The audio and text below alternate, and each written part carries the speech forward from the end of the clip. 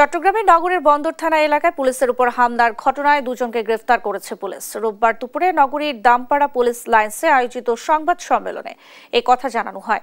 Police জানায়, গোপন সংবাদের ভিত্তিতে ঢাকার উদ্দেশ্যে পালিয়ে যাওয়ার সময় শাকিল ও তার সহযোগী দিদারকে চন্দনাইশ এলাকা থেকে আটক করা হয়। পরে তাদের কাছ থেকে একটি দেশীয় অস্ত্র, 3 রাউন্ড গুলি এবং একটি লোহার কিরিচ উদ্ধার করা হয়।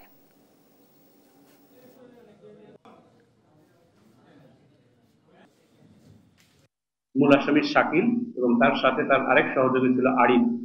দুজনকে আমরা অ্যারেস্ট করতে সক্ষম হই।